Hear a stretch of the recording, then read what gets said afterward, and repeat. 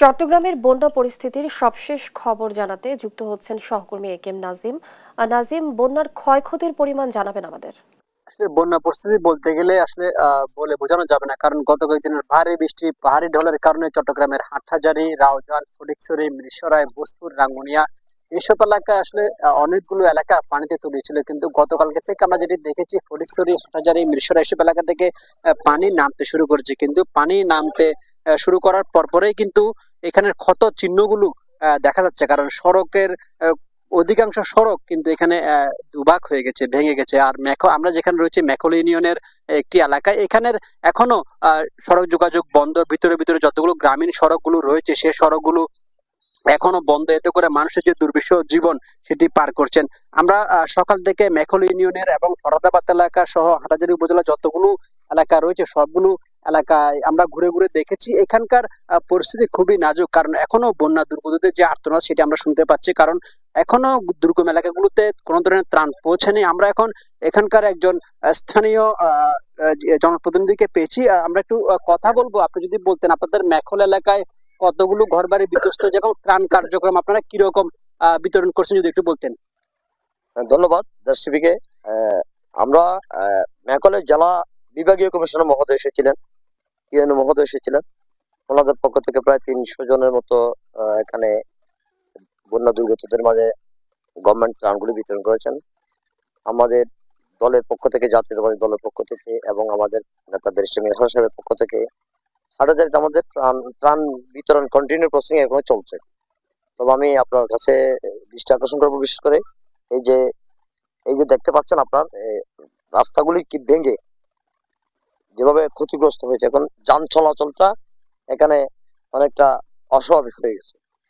এই যে এগুলা এলজিডির নিয়ন্ত্রণের রাস্তাগুলি, এগুলোকে দ্রুত সংস্কারের জন্য এবং উদ্যোগ গ্রহণ করা দরকার, এটা আমি আবেদন জানাচ্ছি। আর হাটহাজারীতে 14টি ইউনিয়নে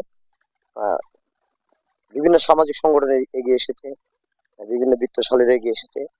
হাটহাজারীতে যথেষ্ট ত্রাণ বিতরণ হয়েছে, এরপরও মানুষের চাহিদা আর অনেক বেশি। তো এগুলার ব্যাপারে সকলকে, বিত্তশালীদেরকে, সামাজিক ব্যক্তিবর্গকে এগিয়ে আসার জন্য বিনয়ের সাথে অনুরোধ জানাচ্ছি। মানুষের জন্য, মানুষের দুঃসময়ে যাতে আমরা পাশে থাকতে পারি এবং সর্বস্তরে হাটহাজারী বিত্তশালীদের প্রতি, সকল শ্রেণীর পেশার মানুষের প্রতি উদাত্ত আহ্বান জানাবো, যার যার অবস্থান থেকে মানবতা সেবায় আপনারা এগিয়ে আসুন।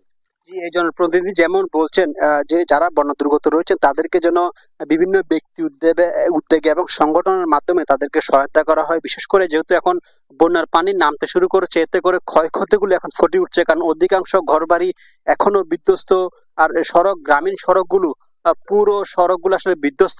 গ্রামীণ হাটহাজারী, রাউজান, ফটিকছড়ি, মিরসরাই এইসব এলাকার গ্রামীণ যতগুলো সড়ক রয়েছে সবগুলো সড়কেই যান চলাচল প্রায় বন্ধ বললে চলে। এতে করে সবচাইতে বেশি দুর্ভোগে পড়ছেন এখানে যারা জরুরি প্রয়োজনীয় ওষুধ থেকে শুরু করে বিভিন্ন সামগ্রী পরিবহন, পাশাপাশি যারা রোগীরা রয়েছেন, যারা এখন অসুস্থ হয়ে যাচ্ছেন, বিভিন্ন মাধ্যমে নেওয়ার বিকল্প তারা কোনো রাস্তা খুঁজে পাচ্ছে না, কারণ সড়কগুলো এখনো বিধ্বস্ত। সড়কের মাঝে মাঝে দিয়ে পানি প্রবাহিত হচ্ছে, এতে করে মানুষের দুর্ভোগ চরম আকার ধারণ করছে। কারণ আমরা গত কয়েকদিন ধরে দেখেছি এই দুর্ভোগের মাঝেও সামাজিক সংগঠন থেকে শুরু করে বিভিন্ন ব্যক্তির দিকে, শ্রেণী পেশার মানুষ এবং রাজনৈতিক যারা ব্যক্তি রয়েছেন তাদের যে ত্রাণ বিতরণ কার্যক্রম সেটি আমরা চোখে পড়ার মতো দেখেছি। বিশেষ করে হাটহাজারী উপজেলার যেসব সবগুলো ইউনিয়ন, মেখল, সিপাতলী, ফরদাবাদ, গোরদুয়ারা এইসব এলাকায় স্থানীয় যারা রাজনৈতিক দলের নেতাকর্মী রয়েছেন বিএনপি নেতাকর্মীরা, এরা তাদের মতো তারা ত্রাণ বিতরণ করছে। এবং ব্যক্তি উদ্যোগে মেখল ইউনিয়নের সাবেক চেয়ারম্যান যিনি রয়েছেন গিয়াসউদ্দিন, উনি ত্রাণ বিতরণ কার্যক্রম চালিয়ে রেখেছেন। তো বলা যায় মিরসরাই উপজেলা এবং ফটিকছড়ি উপজেলার এখন কিছু কিছু এলাকায়